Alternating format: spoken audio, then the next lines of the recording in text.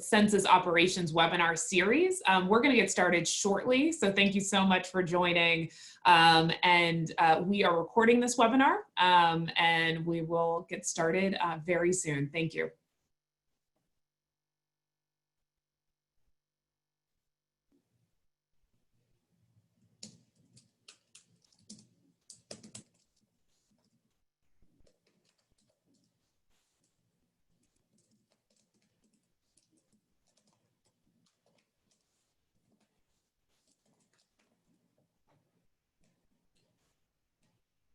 Thank you so much and welcome to the Census Operations webinar series.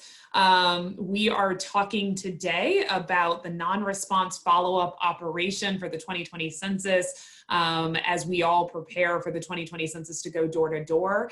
We are going to get started in about 30 seconds. Participants should be advised that we are recording this webinar and we will be proceeding very shortly.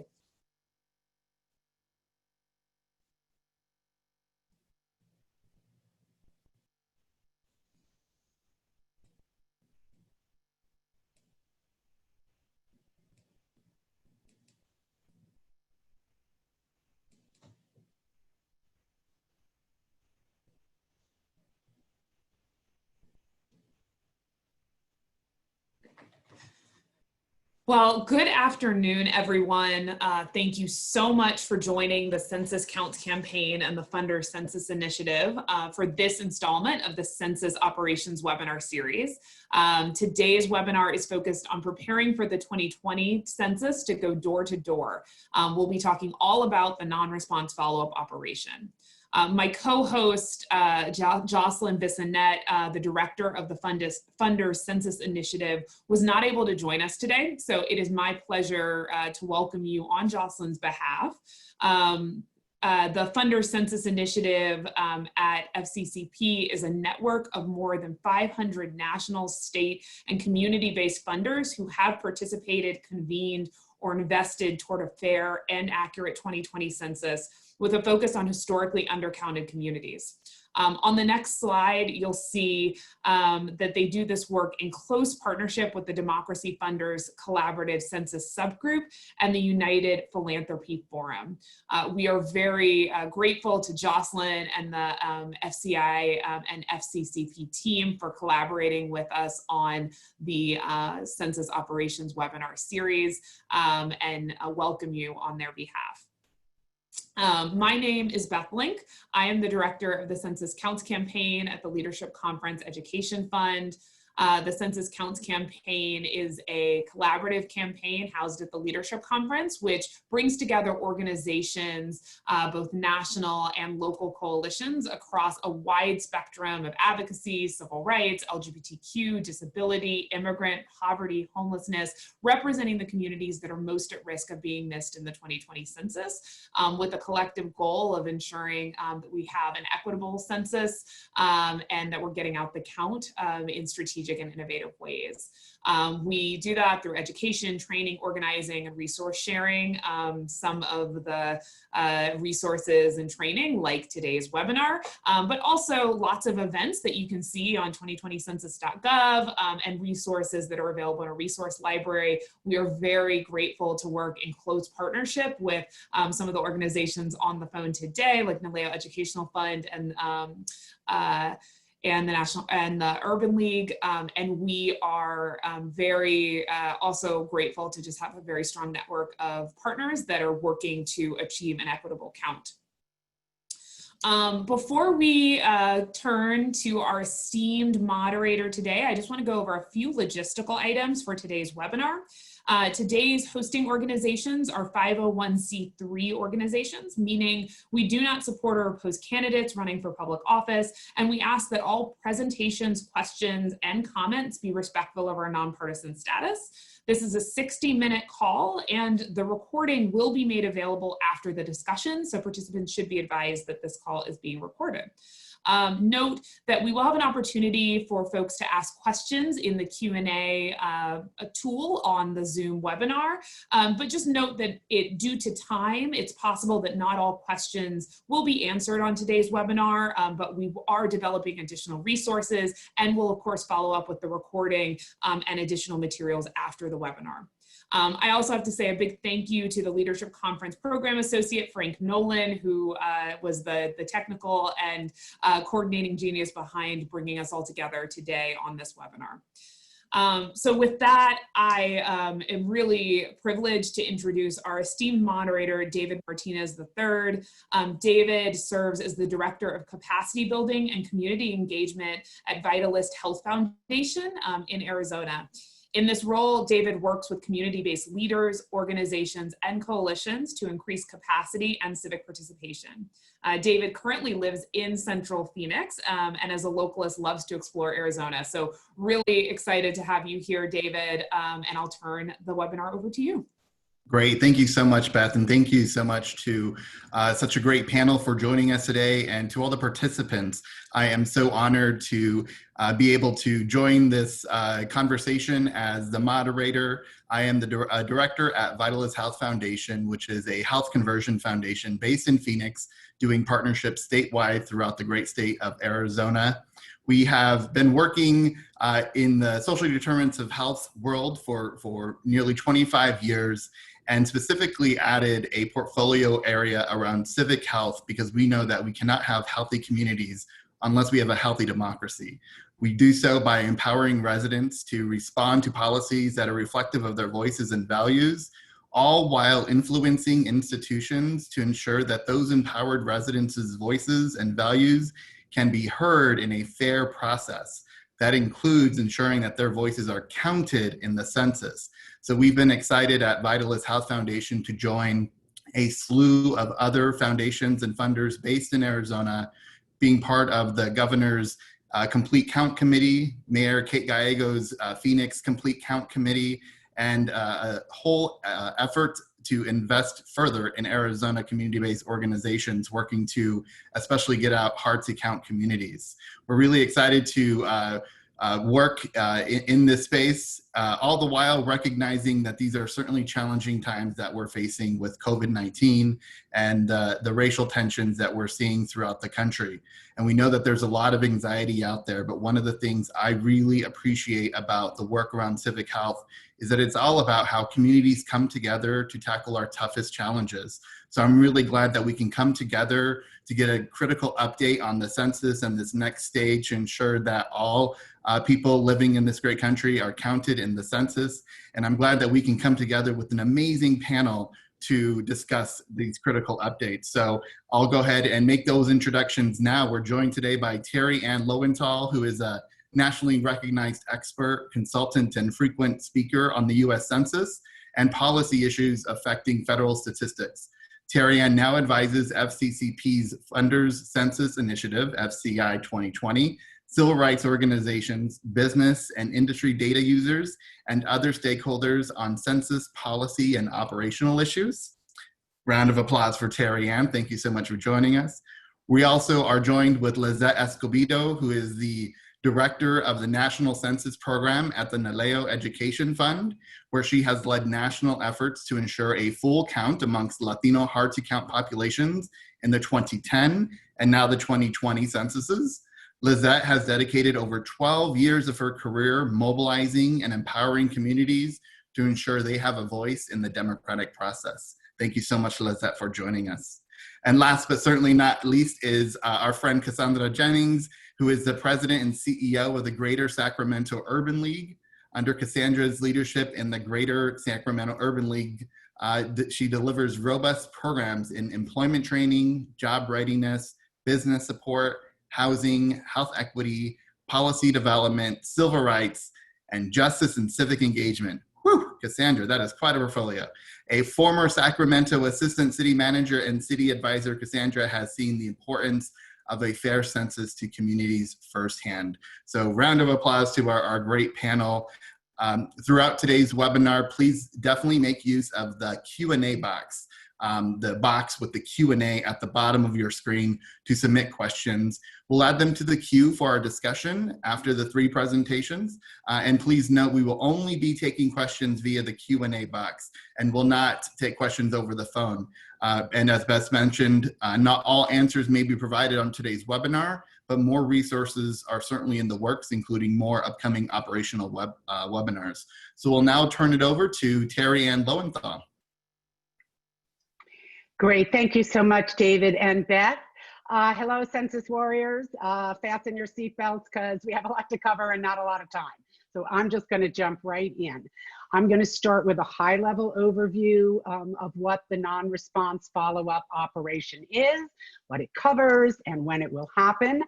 I'll talk briefly about identifying enumerators and keeping them safe, as well as how enumerators will communicate with households that need language assistance. And then we'll dive into the actual operation. Zip, zip, zip, that's it. So next slide, please. So first of all, NRFU, what is it? All right, so the goal of the non-response follow-up operations, I'm going to call it NRFU, which is the second of the 2 major census operations that count households, is to get to 100%. In other words, to count 100% of the household population. Right? So if the operation collects data from households, and don't forget, a household is an occupied housing unit that doesn't respond on its own. In other words, doesn't self-respond.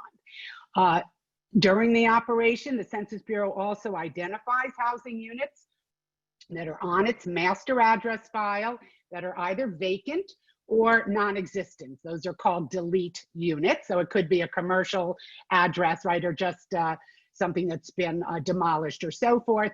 And then also, I know there were questions about this, enumerators do verify the existence of the addresses, the housing units from non-ID self-responses that could not be matched in real time to the master address file. But those enumerators do not have to contact, knock on the door, or speak with anyone in person. So next slide, please. All right, so the universe for the non-response follow operation is this. We start with all the addresses on the master address file, which has been built over the decade. And then it's all of the housing units from which the Census Bureau didn't receive a self-response, again, except for the relatively small universe of what's called update enumerate. Now, let me clarify that the universe does include all households that receive census packets either in the mail or via hand delivery through the update leave operation. So all of that universe for all households that don't self-respond, those are put into the NRFU universe. Now, any household that self-responds after NRFU starts, right, all the way through October 31st, those will be removed pretty much in real time, thanks to automation, from the caseloads. Now, also added to this universe are what's called some late additions to the master address file through some late census operations. I'm not going to go into detail here, but there were new construction units added and so forth that were not in the original mail out or update leave universes. And then finally, yes, an enumerator who is driving the streets or walking the blocks, if they spot what I'll call a hidden housing unit, let's say, some sort of living quarters that's not on the master address list for the area to which they've been assigned, they are allowed to add that and then try to enumerate that housing unit. Next slide, please. Now, NRFU, as you know, has been pushed back because of the COVID-19 schedule adjustments. So by and large, non-response follow-up will start in most of the US on August 11th. And it will end no later than October 31. But the Census Bureau, as it always does, will finish up the operation earlier in many areas. You've also probably heard recently Starting this week, the Census Bureau is doing what's called a soft launch in selected area census office areas. So not just the city and the name of the ACO, but the entire jurisdiction that's covered by an ACO. And enumerators will be working once they go out from 9 in the morning till 9 p.m. local time. Next slide, please. This is just information you can give your constituencies on how they can identify census enumerators. So don't have to walk through it. Just to confirm, the Census Bureau has announced that all of its staff, and especially all of its field staff, will be wearing masks regardless of local requirements. I do want to note here something, which is the re-interview staff. Right at the end of my presentation, I'm going to explain what that means. So again, takeaway slide for you to educate your constituencies. Next slide, please. Great. Also, this is just, again, some information on other protocols, safety protocols for enumerators and other field staff, the supervisors, the re-interview staff during the field work. Just to make clear, enumerators will not be entering people's homes. So they'll knock on doors, they'll try to do the interview at the door with the 6-foot social distancing guideline in place. If it's a multi-unit building, you know, they may have to step out in the hallway and then sort of stop talking if anybody passes by and so forth, but they will not be asking to enter anyone's home. Next slide, please.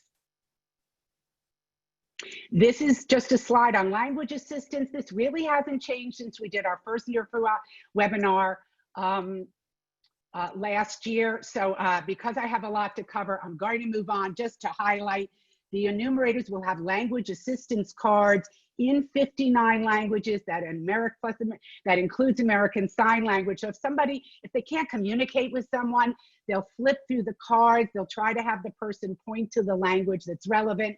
The enumerator will then have a message in that language that sort of says they will go back and try to get someone else to come out and enumerate the households with the appropriate language skills. Next slide, please.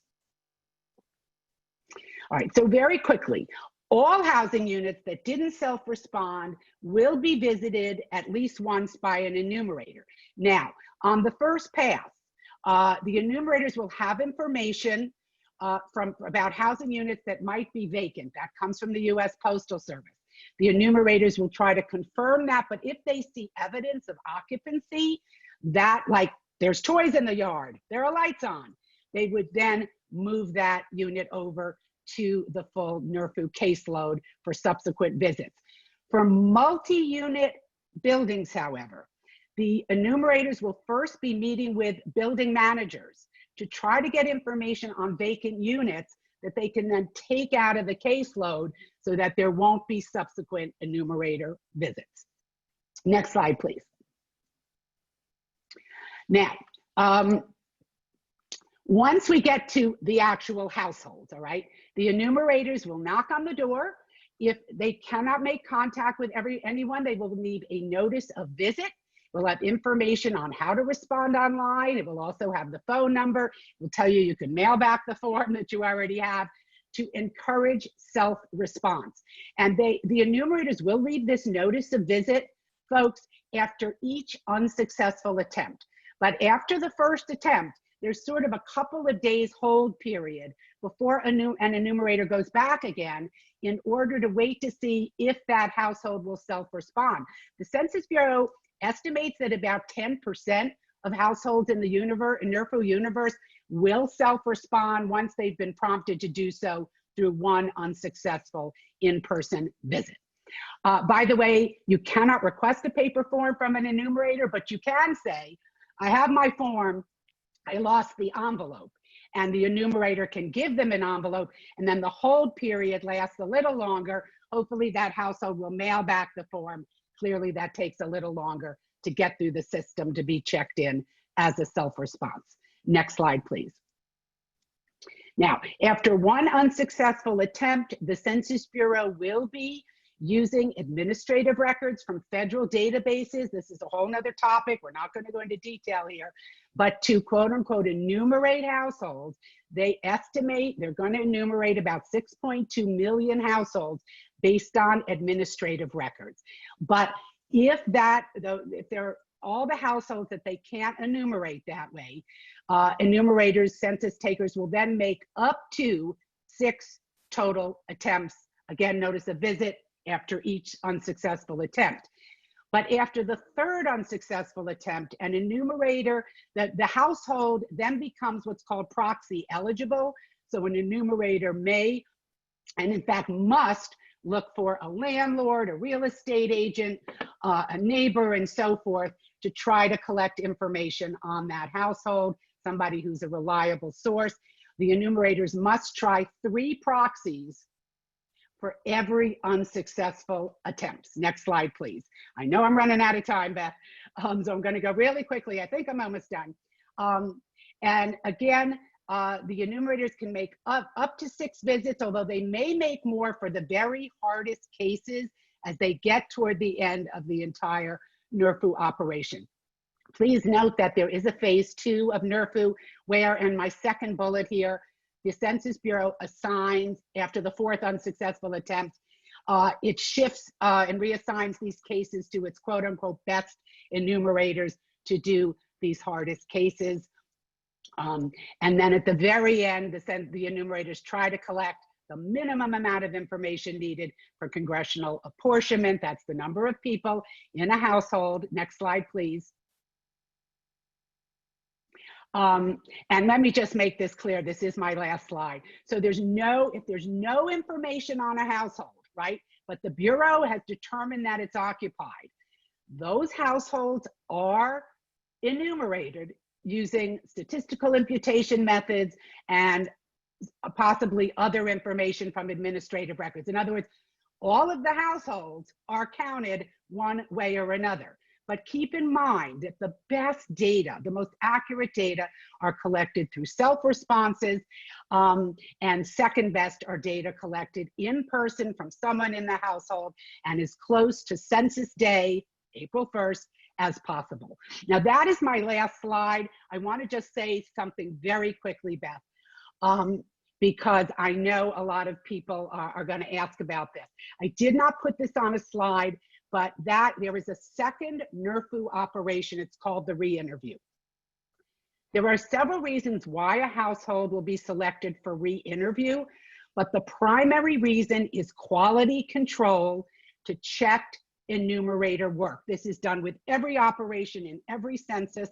The Census Bureau will go back and recheck about 5% of every enumerator's caseload randomly. And the enumerator doing the re-interview will not be the one who did the original enumerator. I won't go into any more detail right now. In a nutshell, you do need to alert your constituencies that a small portion of non-responding households will be visited more than once. All right, and again, if they're uncertain, if the person at the door is valid, they can contact the regional census centers. So I think I'll stop there. And I look forward to questions and to hearing what my colleagues have to say.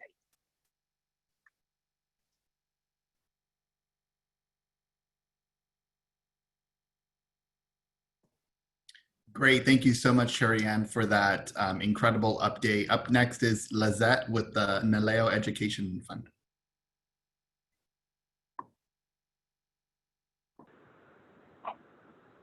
Awesome. Thanks so much, David. So I also have a lot of information to share with you all. So I'm going to have to breeze through a lot of it quickly, but again, everyone will have access to the slides. So I'm going to try to provide a little bit of perspective of what are some things that we need to think about in terms of why NRFU is important for Latinos and communities of color. We're going to talk a little bit about some notable differences between what we did in 2010 and 2020. And hopefully just provide you all some resources and information as you all prepare for your work and for this last phase, in essence, of the campaign and of the push. So next slide. Next slide. Yeah. So I'm going to go dive right into what are some of the challenges in terms of, in particular, to Latino communities.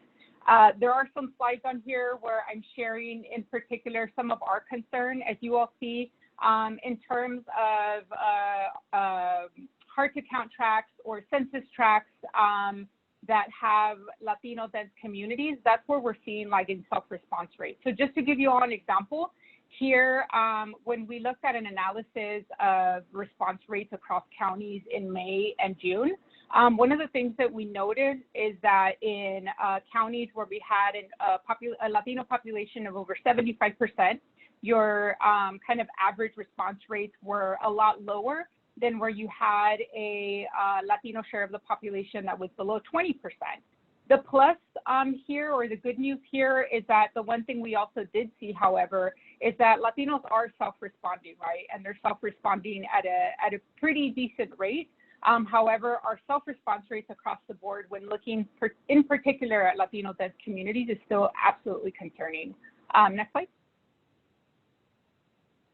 So again, this makes the same point. When we look at average congressional districts that are non-majority Latino, your average self-response rate, and this information, my apologies, is a little outdated, is in late June, but the trend continues. The self-response rate in, the average self-response rate in non-majority Latino congressional districts was about 62% at the time. And then when you looked at the average for congressional districts that were majority Latino was about 55%. So as you see, there's a huge difference here. And so this is why we're particularly concerned when it comes to response rates amongst Latino communities. Next slide.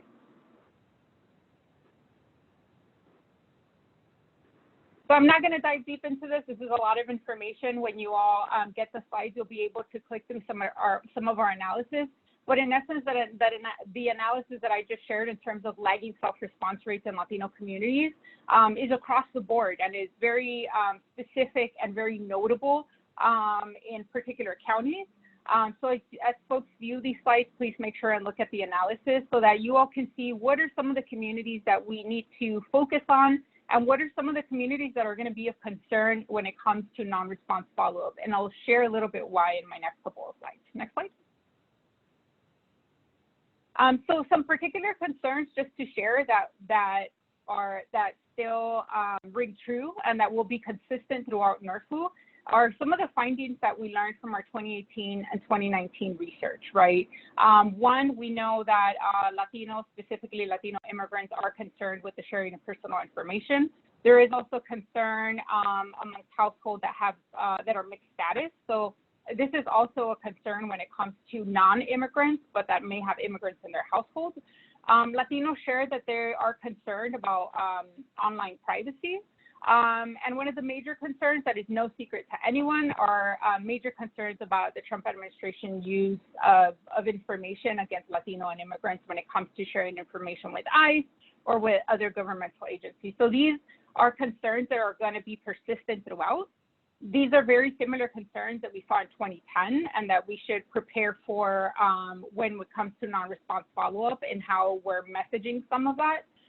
The other piece that I'll mention here, and you'll see it on the last bullet point, is that although there will not be a citizenship question on the form, as we shared previously, there are still a lot of communities that are not sure what is on the form, what is not on the form, what will be asked of them when an enumerator comes. So sharing that type of information is going to be critical as you all prepare for your work.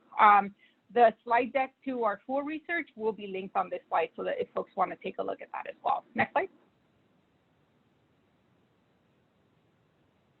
So again, some of the things that we'll have to look at as we prepare for non-response follow-up and as we do self-response is making sure that we provide more information to Latino communities on what is and isn't on the form, making sure that we continue to separate what the census is, what the census does, how it benefits the community from the Trump administration, and separating the actual bureau from the Trump administration. That's going to be key to make sure that folks feel confident in responding to the census.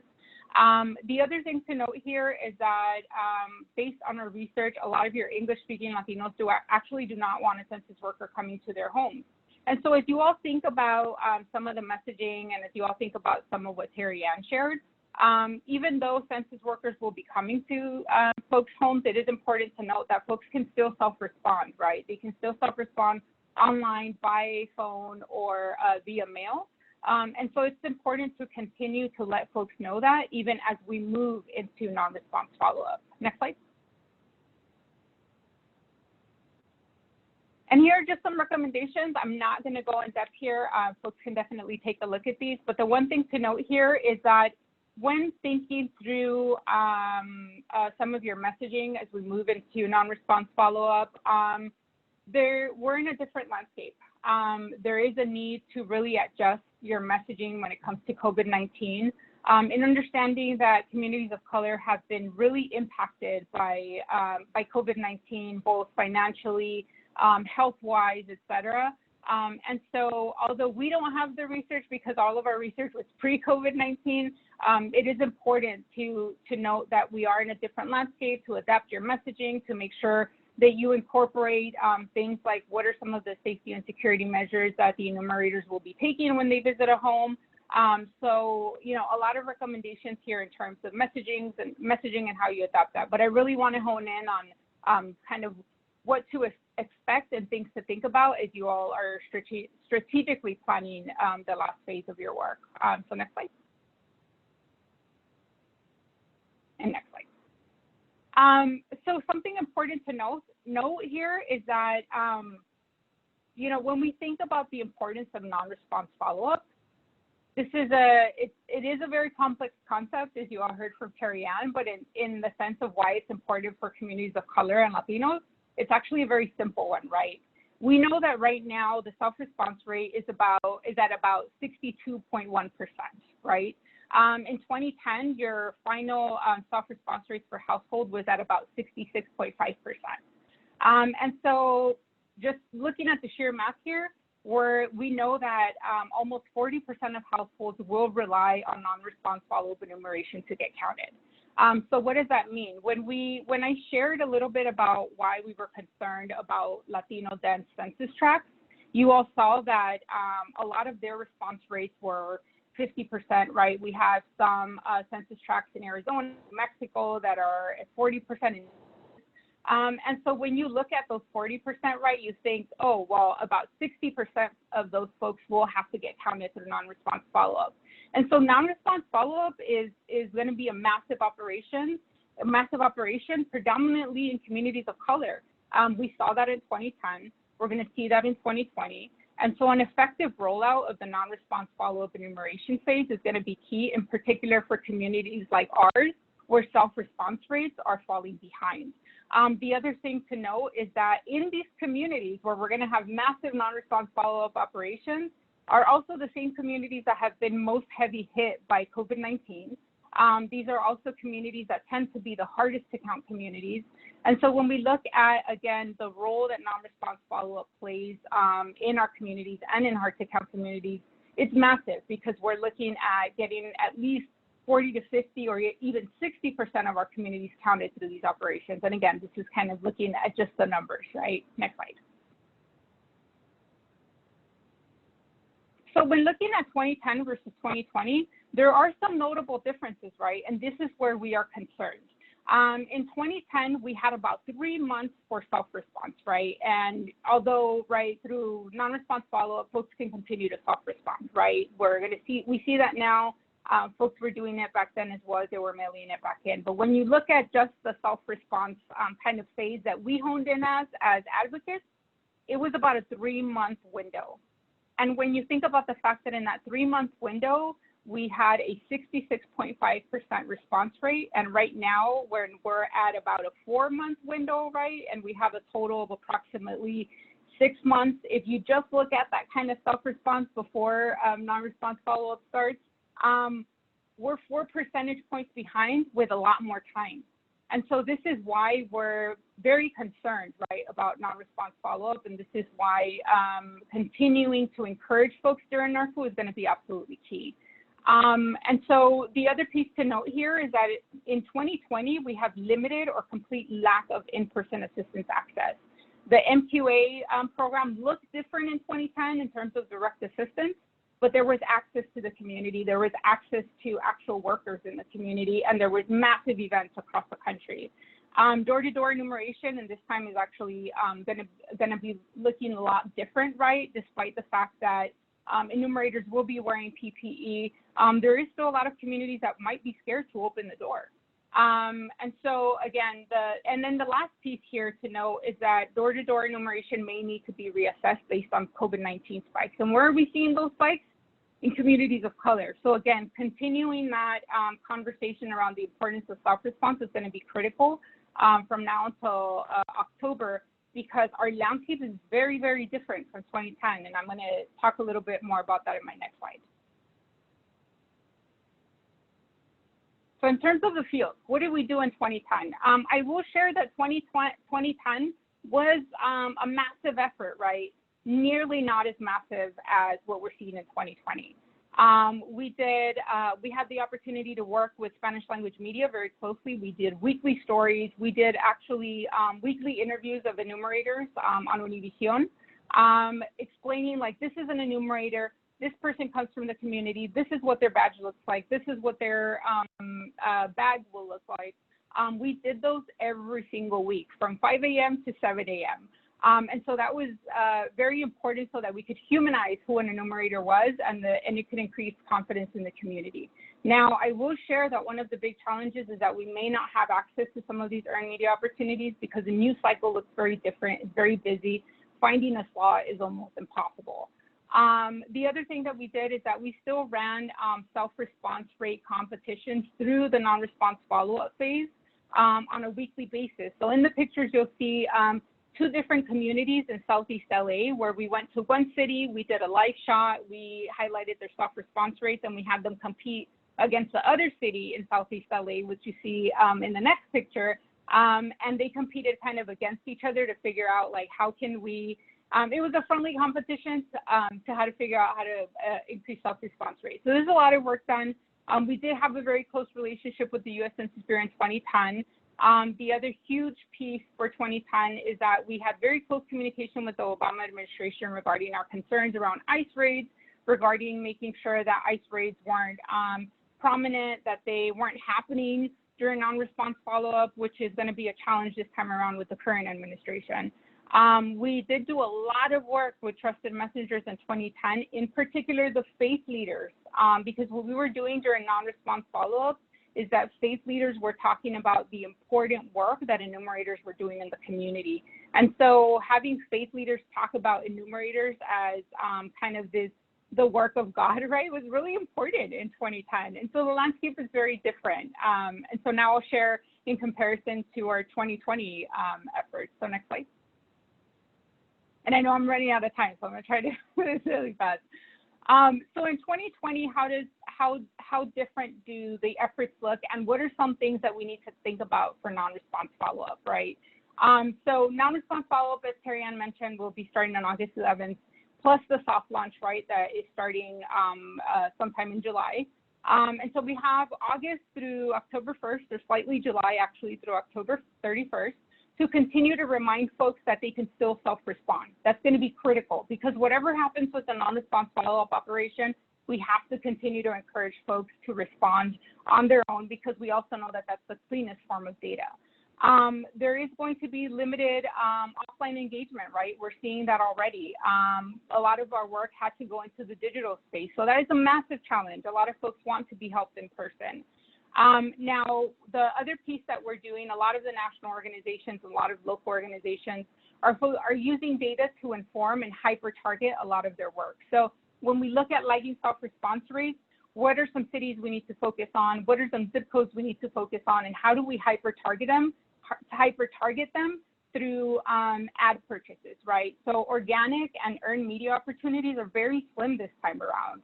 And so looking at what are the funds that we have available for potential investment where we can hyper-target on communities and hyper-target on demographics based on the hard-to-count characteristics is going to be key.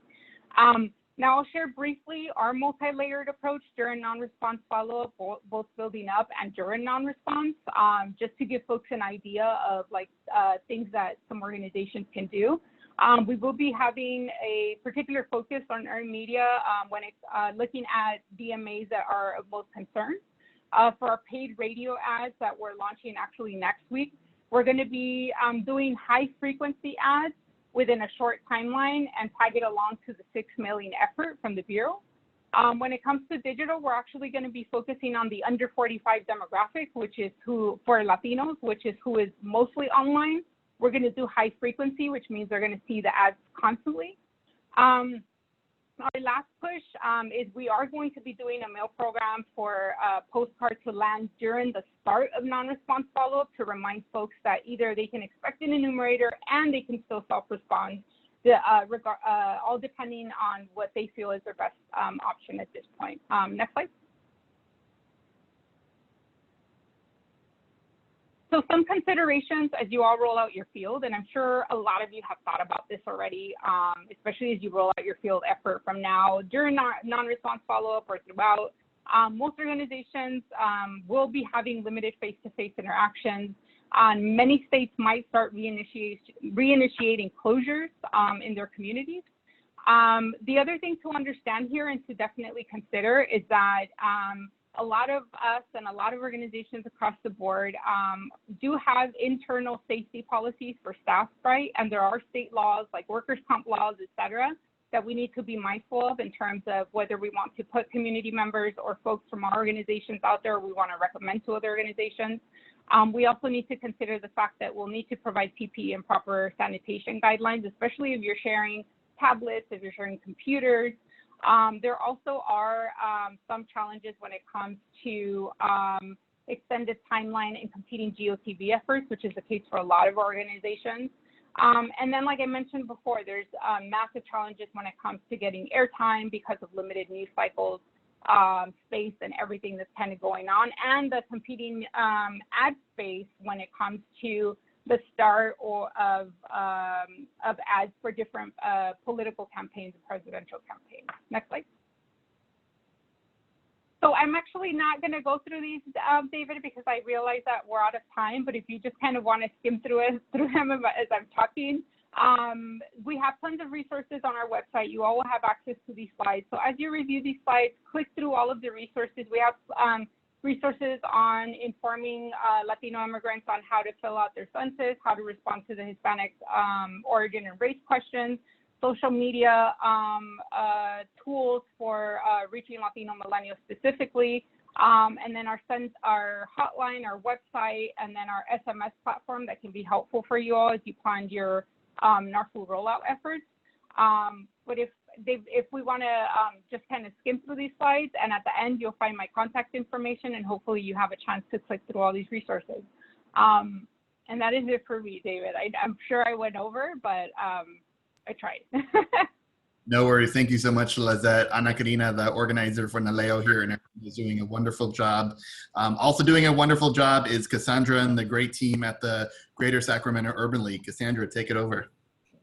Thank you, David. And thank you, Terry and Lizette, for really setting the stage of what I want to share with you, which is more about what we're doing on the ground in the communities. And just to remind you, historically, African Americans have been undercounted each decade. That's why it's really important for this non-response follow-up and for people to complete the census. Approximately 3.7 million African Americans are entirely undercounted in the last census. That is certainly each decade, that is certainly something that we need to address, especially now under Black Lives Matter, under the civic and civil unrest, and in the midst of COVID. There's an opportunity for all Americans to be accounted, and especially Blacks who we find ourselves undercounted. I will say that our national president, Mark Morrell, says, mask up, vote up, and count up. That count up is about the census, and that's certainly our first step in making sure that African Americans are counted, that it means money, power, and representation for our communities as well as for all communities. Next slide. Just to bring perspective, and I know you've heard some on the Latino side and the national perspective, this is local because all of us have to deal with our local census and the hard to count. To give perspective, the census in 2020, the national response, you've heard that. The California response, 63%, a little greater than the national. And in Sacramento, we're doing pretty good at 68.6%. But if you count low-income zip codes, where many of the non-responsive people of color, particularly African Americans, in, the rate is 55%. So that degree of disparity is significant. And just to remind you, or to give you perspective, in Sacramento County in 2010, the response rate was 70%. So while we're almost there, and we still want to get to 100%, like was mentioned in the earlier slide, but we're almost where we were at 2010. But if you look at the low-income census tracts, we are way behind. So as we try to help as the Urban League and part of a larger entity to really support and to get the count out, we're out there trying to lay the ground before the enumerators come for education and support. Next slide. So we are in partnership, first of all, with the Complete Count Committee, and the counties involved, other nonprofits and agencies, and as it's similar probably into other communities, we have over 10 subcommittees working with targeted populations, hard to count populations, to make sure everyone is counted. For us, our emphasis is on the African American hard to count. And partnerships and collaboration have been so important. You will see here, we launched our own campaign, similar and in connection, is the Make Black Count Sacramento. It's part of a national sort of campaign to make Black count, but we wanted to make sure right here in 2020 that in Sacramento it also counted. The t-shirt in the front, we've given it to partners. You can see it throughout the community. The more important part is that we have listed over 50 organizations, and it's still growing, of organizations that support the effort. It was supposed to be kicked off with a large or magnified with a weekend. Of course, that was changed with COVID, but it didn't change our emphasis to get people counted. Our goal has been, because of the trust factor, because of many things you've heard already, we don't want to give personal information. It was important to have these trusted partners, cultural brokers, relatable entities that could say, it's okay, here's the importance, please fill out these census. So we feel like we're sort of an advanced team going out, getting people to do self-responses, having hotlines, having information available, doing media and using social media to really make it count. So collaboration within the Black community as well as collaboration throughout. Next slide, please. So here are some of the approaches that we are doing in our advanced approach for the non-response follow-up. Because COVID has limited some of our touch points and we're now dropping off door tags in low response census tracts in neighborhoods. And our community is in neighborhoods like Oak Park, Fruit Ridge, and Del Paso. Those are neighborhoods that typically will be at the top of the list when you're talking about low income, under-resourced, under-serviced. And so we have that information. We believe it's time to hit the streets. So we hit the streets in a car caravan.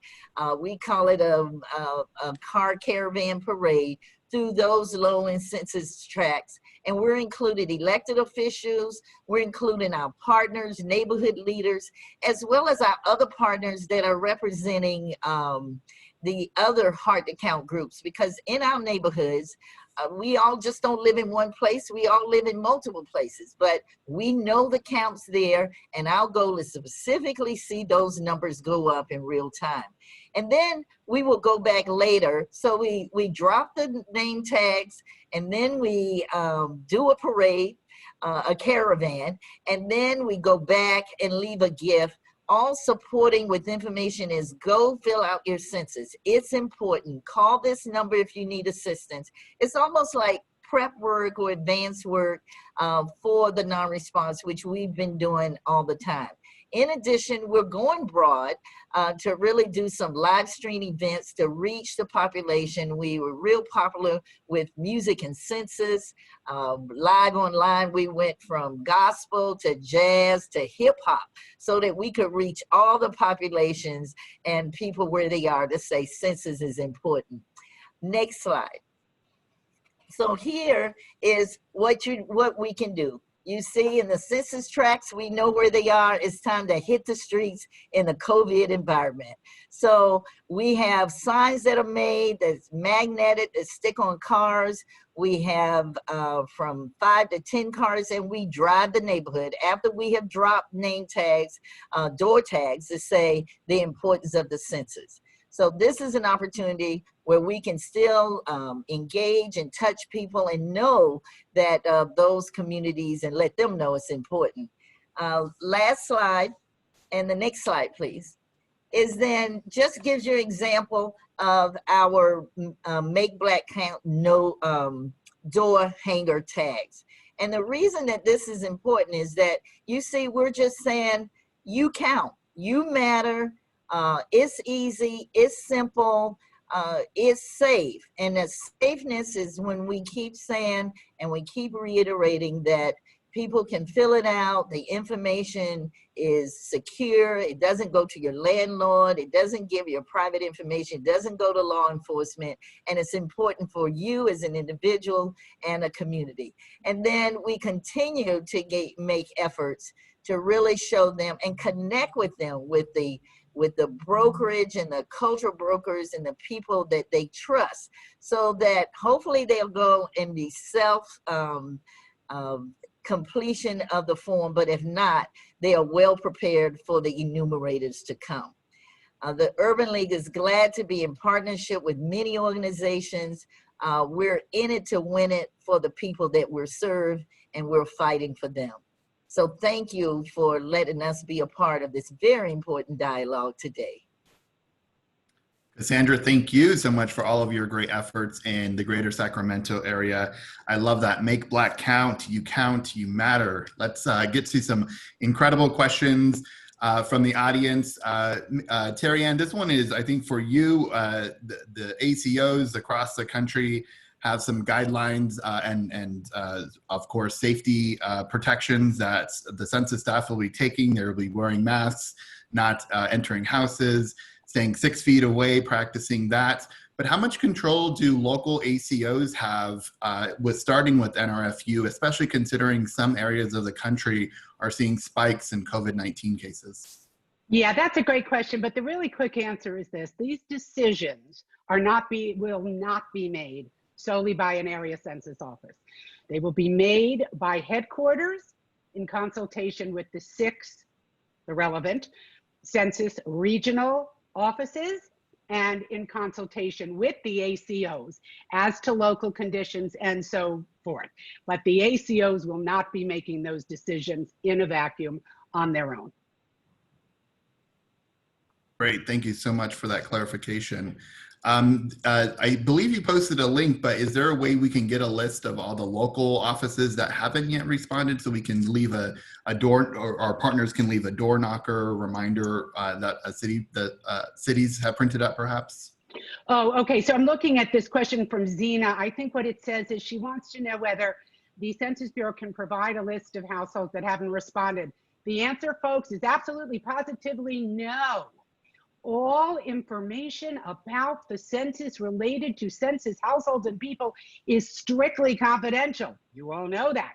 That means that the existence of a household, whether it responded, what the address is, even though you can get it out of the phone book, that's confidential because the Census Bureau maintains that information. So no, and no one should be following census enumerators or asking people directly, you know, has someone visited? I mean, somebody can share that with you, but regrettably, the answer is no. Right, yeah, that's a really important clarification. Yeah. And as Lizette noted as well, the data shows that there's enthusiasm to completing the census, but obviously still concerns about that confidentiality. So yes. Definitely practice by that. Does that include exchanging of information from like the DMV records to be considered as a reliable administrative record? All right, so that is a good question. Just very quickly, the administrative records that the Census Bureau will be using for the first time to enumerate, I sort of put that in quotes, some households that haven't self-responded and haven't answered one unsuccessful knock on the door, right, are all federal. So DMV will not be in that mix, only federal administrative records. Got it. Thank you so much. Cassandra, specifically about your outreach to hard to count communities in the Sacramento area, we don't necessarily have specific data on who has or who has not completed a Census Bureau visit. So what are some of the efforts that you have focused on non-responders? Right, and we don't have specific information about individuals or households. What we do about census tracts. And so what we're doing is going to the census tract, and that's why it's important to have a collaboration and partnership even there, because there's some Black people that live there, there's some Latino, there's some Asians, you know, there's whites, there's everybody there. So, but we do know a percentage of at least what the population is. And we know our communities well enough. So one is we look at the census tracts, we collaborate, and then we go out, because you're right, if the percentage goes up in that census tract, then we know that we were able to touch somebody. And hopefully it was somebody that we were targeting. But I think the other approach is sort of the broad brush, which I heard a lot about. And what we're doing is like with the music and census, is then you reach populations. You can reach young people with the hip hop. You can reach the people who have faith with the gospel. And then with the jazz, you can reach another group. And hopefully then if you think about those targeted groups and how you can best reach them through music or the social media, then you get it that way. And so it does require a little creativity and more in the COVID than if it was in person to person, because we just go find where they are, you know, and then talk to them. Absolutely. Lizette, do you have any insights about how Leo's efforts are outreaching to hard to count communities? Yeah, so very similar what Cassandra mentioned. So there is some of the things that we're doing is, aside from looking at the self-response rates, right, for communities, for census tract cities, et cetera, whatever kind of macro level or micro level you decide to go to, we compared it to what the Latino share of the population in those areas are. So you have places, for example, in like the Rio Grande Valley, where you have some counties that are like 98% Latino with lagging self-response rates. And so what we decided to do is that for our field staff, we have about 20 field staff. We told them, like, these are the cities that you focus on based on that data. And then for our digital buys, because we know that that's the under 45 demo, we took the zip codes from those areas and then hyper targeted. And then for radio buys, we focused on rural communities, because one of the things that we do know from, you know, from some of our research and from some of the work that we've done in the past, is that a lot of rural communities, especially border communities, and I'm mentioning this because I know that question also came up, their primary source of information and news is radio sometimes. And so one of the things that we did is that we looked at all of the radio markets in those bordering areas, and we're doing a massive ad buy that starts next week for those areas.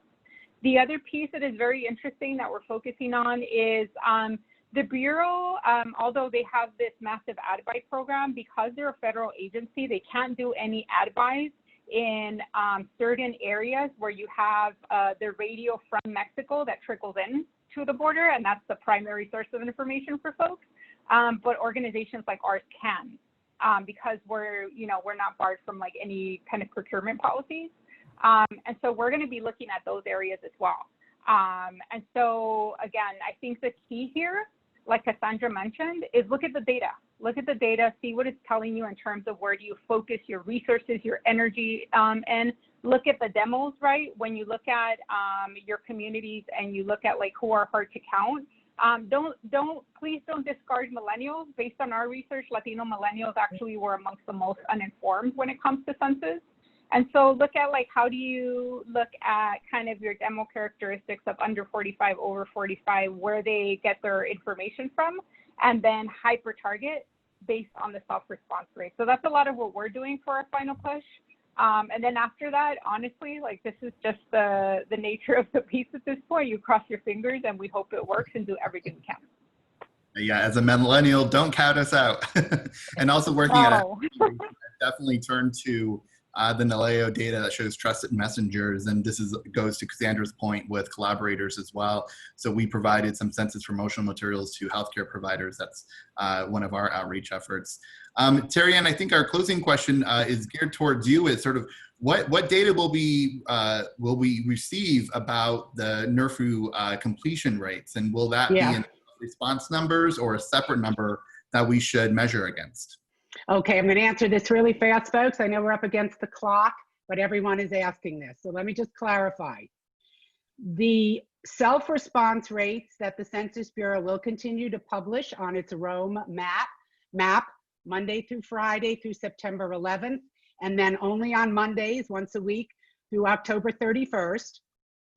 And the CUNY hard to count 2020 map, which we all know and love, also will continue to post, only includes self-responses online, by phone, or mailing back a paper form. Not any households counted through non-response follow-up or any of the other ways that I talked to you about, that these cases are closed, in other words, that households are counted if they're not counted in person.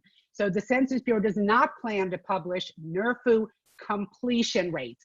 We are pushing them to do so, so are members of Congress, but they have not yet agreed, regrettably, to do so. So we won't have a good sense without those of how well they're doing. I think what the Bureau will tell us is they'll say, we finished all of NRFU in such and such area.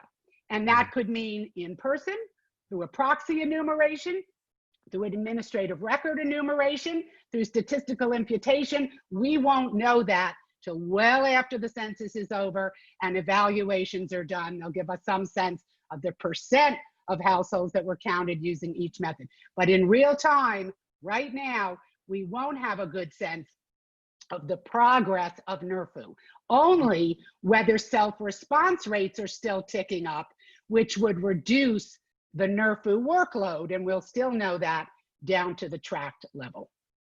Got it. Thank you so much, Terry Ann. So you're welcome.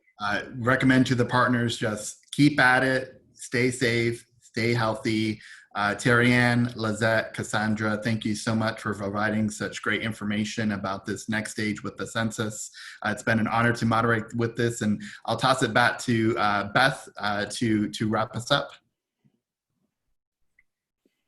Thank you so much. And thank you so much to all of our panelists. What a great webinar. Thank you to folks for hanging in with us as we went a little over. As everyone saw, we got lots of questions today. I will note that we are taking note of all of these. We will be following up with a recording of the webinar, questions, and additional resources. So do look out for that as we follow up with all of you. So just a thank you and another big thank you from the Census Counts Campaign and the Funder Census Initiative. A huge thank you to David, Cassandra, Terry Ann, and Lizette for sharing your time and expertise on the webinar. And a reminder to join us. This is not our last operations webinar series. We've got some time for the census to end before the census ends in October 31. Our next webinar is going to be on August 12th at 1 p.m. Eastern Time.